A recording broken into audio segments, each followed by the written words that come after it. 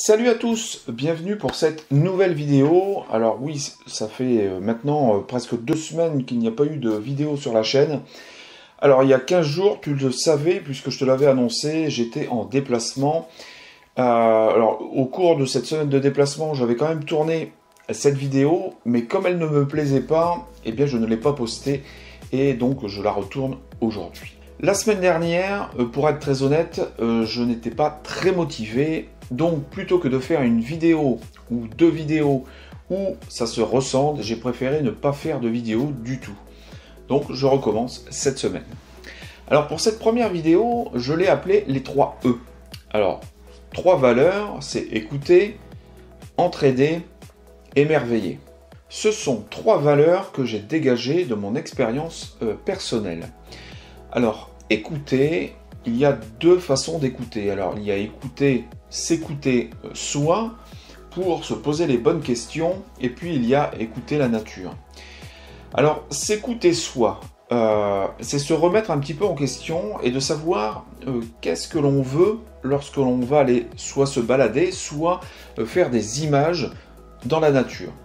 Alors bien sûr, cette vidéo n'est pas pour tout le monde. Parce que si tu as juste envie d'aller te balader, eh bien, tu as le droit d'aller juste te balader. Et si tu veux juste faire des images, il n'y a aucun souci, va dans la nature, fais tes images, et ça sera très bien. Non, moi je te parle de celui qui va vouloir aller un peu plus loin.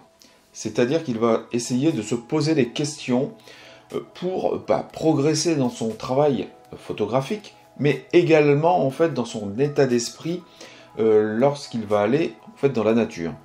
C'est se poser des questions, c'est se remettre en question, c'est comment j'aborde la nature. Est-ce que je vais y aller et je ne vais pas faire trop attention à ce que je vais faire en fait dans la nature? Est-ce que je vais prendre beaucoup de précautions lorsque je vais marcher, par exemple, notamment pour ne pas faire trop de bruit, pour essayer d'éviter d'effrayer en fait la faune, mais c'est également aussi comment je vais me déplacer dans la nature. Est-ce que je vais prendre mon vélo? Est-ce que je vais y aller à pied? Est-ce que je vais prendre ma voiture? C'est toutes ces choses-là, en fait, où on va avoir une petite réflexion pour poser les choses comme il faut.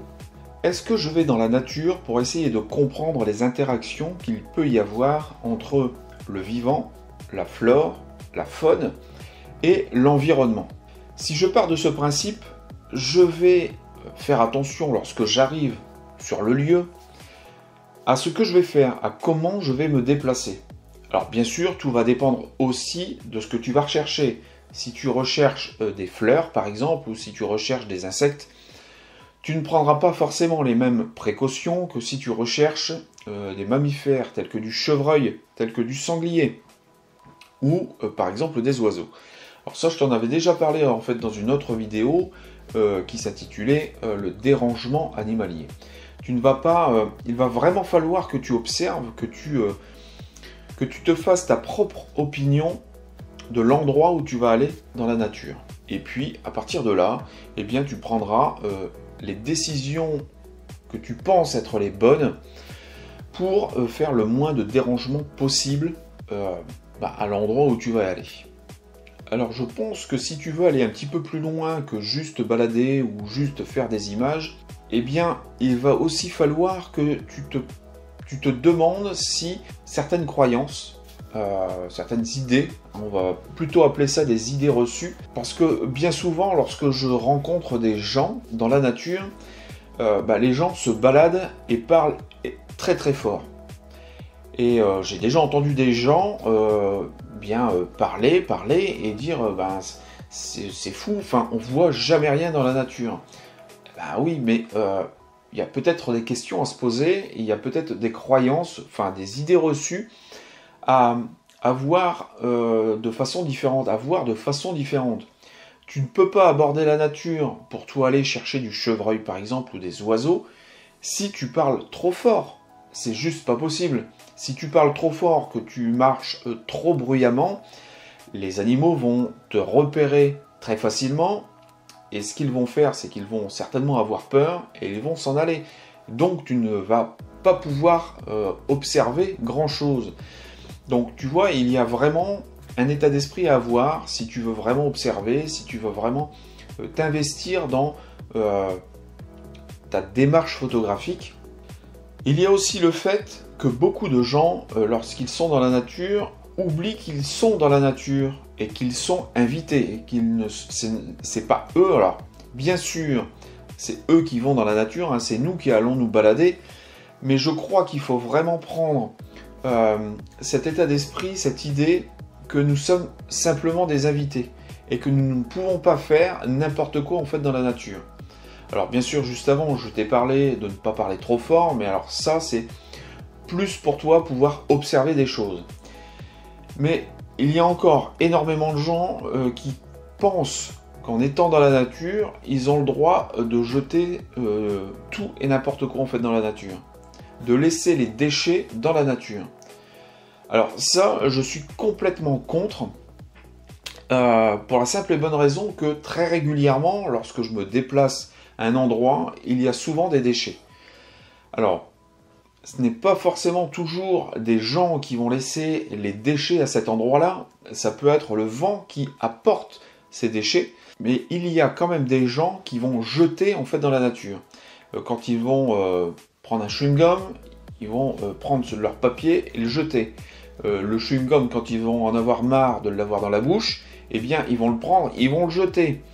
Leurs canettes, que ça soit des canettes en alu ou des canettes en verre, ils vont les jeter. Lorsque les gens vont pique-niquer, ils vont laisser tous leurs déchets en fait sur place, alors qu'il est si simple de prendre un contenant, c'est-à-dire un sac poubelle, et de mettre tout dedans et de tout jeter chez soi. Alors je pense qu'il y a aussi le fait que lorsque tu as une éthique pour toi aller dans la nature, eh bien tu vas prendre un contenant. Moi très régulièrement je prends un contenant, donc c'est-à-dire un sac poubelle, donc de 50 litres par exemple, ou de 30 litres. Et puis quand je vais arriver en fait dans les lieux et que je vais trouver des choses qui n'ont pas lieu d'être là, une canette, alors maintenant il y a beaucoup de masques aussi, eh bien je vais faire le maximum pour ramasser ce que je trouve et puis de mettre à la poubelle ce sac à la fin de ma sortie. Je pense que ça ne coûte rien, je pense que c'est éthique et je pense que tu fais une bonne action pour la nature. Donc tu vois, il y a vraiment des choses à réfléchir, il y a vraiment des idées à se remettre en place, des croyances que l'on peut faire tout et n'importe quoi en fait dans la nature. Donc ça, tu vois, c'est vraiment l'écoute de soi-même et de savoir vraiment ce que l'on a envie de faire. La deuxième chose, c'est qu'il faut écouter la nature. Si tu veux aller plus loin en fait dans ta démarche photographique, que tu veux photographier des oiseaux par exemple ou des mammifères, il va falloir que tu apprennes à les observer. Parce que si tu ne sais pas où les chercher, que tu ne sais pas où ils sont, bah, tu vas avoir beaucoup de mal à les photographier. Ça va de soi. Donc, il va falloir que tu ailles dans la nature de façon précise et de façon assez précautionneuse pour éviter un dérangement excessif, voire éviter un dérangement complet. Déjà, pour pouvoir observer à quel endroit les animaux vont pouvoir sortir, pour pouvoir observer les endroits, les places auxquelles tu vas pouvoir te positionner pour réaliser des images. Alors, pour espérer réaliser des images de ces animaux que tu as envie de photographier. Et puis, quand tu vas être en place, par exemple, que ce soit un affût fixe ou un affût en bibode, où tu vas t'arrêter et que tu vas pouvoir observer en étant le moins visible possible, eh bien, c'est aussi de te poser la question, une fois que tu as fait quelques images et que tu as observé les comportements de ces animaux, est-ce que je m'en vais ou est-ce que j'attends qu'ils ne soient plus visibles pour moi m'en aller? Alors je pense que cette deuxième solution est plutôt la bonne.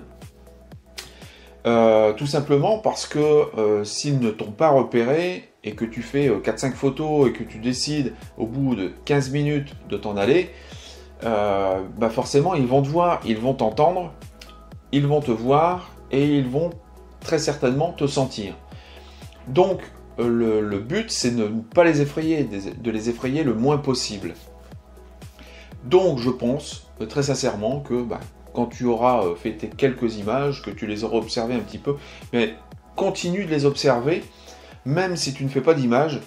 Et puis lorsqu'ils seront assez loin de toi, qu'ils seront peut-être rentrés dans une autre partie du bois par exemple, ou de la forêt, et bien là tu pourras te permettre de te lever et de continuer en fait ta billboard. Quand je dis écouter la nature, c'est aussi retrouver une gratitude pour ce qui t'entoure. C'est même pour des plantes, pour des arbres, pour vraiment l'environnement dans lequel tu vas t'immiscer, où tu vas être invité, je te le rappelle, c'est d'avoir de la gratitude. Parce que la nature ne t'a jamais demandé d'être là. Et donc, pour moi, il est bon de remercier en fait lorsque tu vas voir des choses qui sont très belles. Alors comme tu as pu voir par exemple lors du dernier vlog que j'avais fait, tous ces endroits que j'ai découverts, eh bien il faut avoir de la gratitude pour ça. Parce que c'est quelque chose d'exceptionnel, c'est quelque chose qui est beau et la nature te donne énormément. Donc je pense qu'il faut vraiment retrouver de la gratitude, et donc cette gratitude c'est quelque part c'est ce que j'appelle écouter la nature. Ensuite, entraide. L'entraide, alors tu peux sortir seul, mais tu peux sortir aussi à plusieurs. Alors bien sûr, il faudra que tu prennes les précautions qui s'imposent si tu sors en petits groupes. Alors, et moi je t'invite vraiment à sortir en petits groupes de 2 à 4 personnes maximum, justement pour éviter ce dérangement excessif de la nature. Le fait d'être avec quelqu'un, eh bien vous allez pouvoir vous entraider. Vous entraider sur différents points. D'abord sur de la technique photo, alors la technique photo, c'est à la fois sur du réglage d'appareil photo, du boîtier, c'est comment cadrer, composer en fait ton image. Le fait d'être à plusieurs et d'en discuter, eh bien forcément vous allez en retirer des choses positives et vous allez progresser ensemble.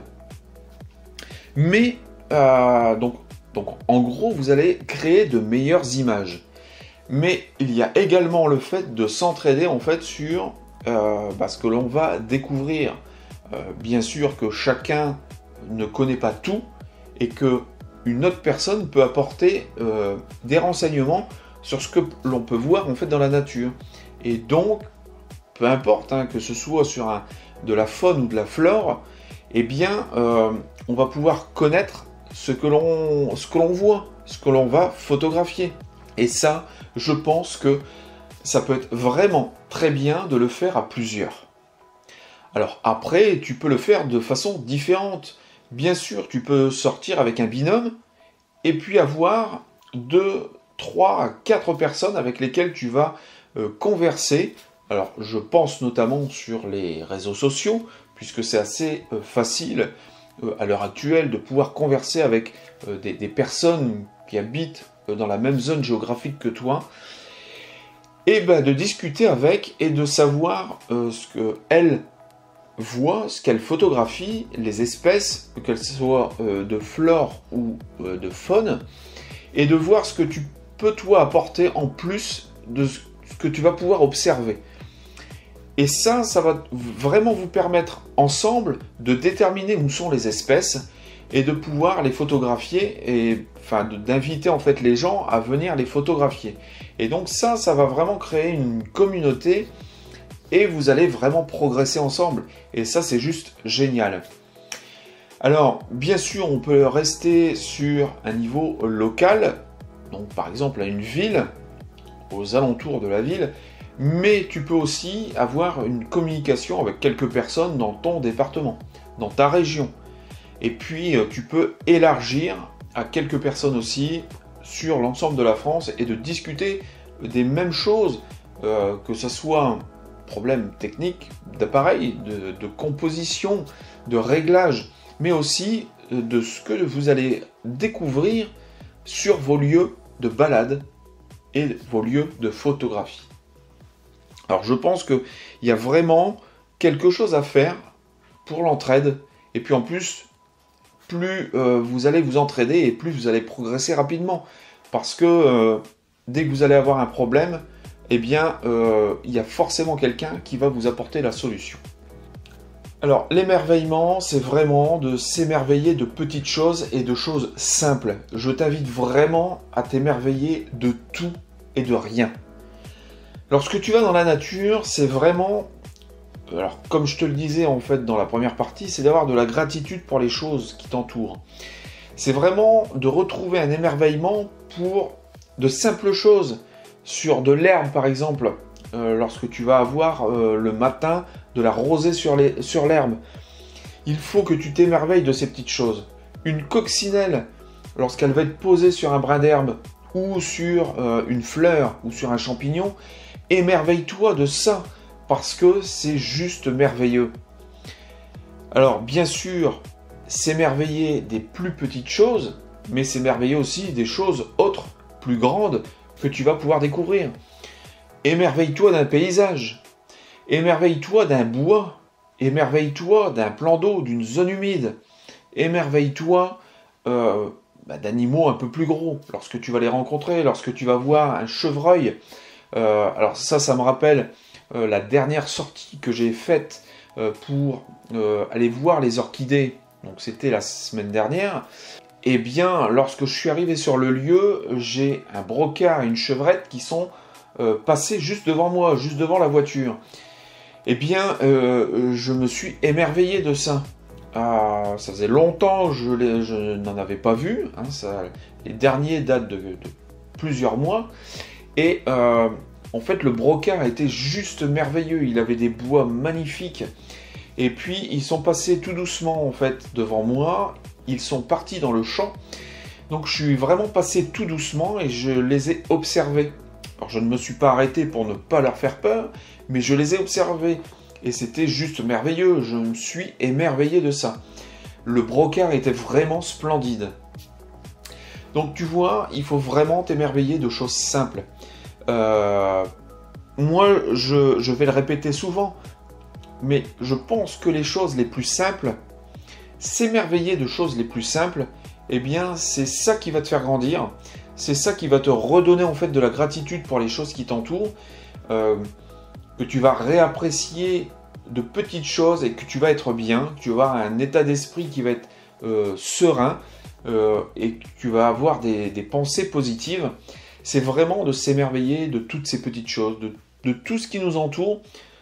Dès que nous voyons quelque chose et que nous observons quelque chose, aussi simple soit-il, comme la coccinelle, ou même un moustique, ou une mouche, eh bien, soyons émerveillés de ça. Et soyons émerveillés de la nature pour ce qu'elle nous donne. Alors bien sûr, là, je te parle de choses très simples, mais bien sûr qu'à un moment donné, la nature te donnera beaucoup plus, et là, ce sera vraiment quelque chose d'énorme, quelque chose de merveilleux. Voilà, donc en fait, cette vidéo se termine. Donc c'était ce que j'ai appelé les 3 E. Écouter, entraider, s'émerveiller. Je pense que ce sont vraiment 3 valeurs qui pour moi sont très importantes et qui peuvent l'être aussi pour toi, pour te reconnecter à la nature et pour progresser dans ton travail photographique. Alors, comme d'habitude, le premier lien en description, ce sont mes emails privés que j'envoie 2 fois par semaine, le mardi et le vendredi en général, où je t'envoie de la motivation, de l'inspiration, je peux t'envoyer aussi quelques conseils, et puis des petites histoires qui me sont arrivées et qui peuvent te servir pour progresser dans ton travail photographique et aussi pour te faire progresser dans ton état d'esprit si tu veux aller plus loin en photographie. Tu peux retrouver également les liens sur lesquels tu peux retrouver mon travail, notamment Instagram et Flickr en HD, pour avoir quelque chose d'un peu plus qualitatif. Et puis je te dis à la prochaine vidéo. Ciao!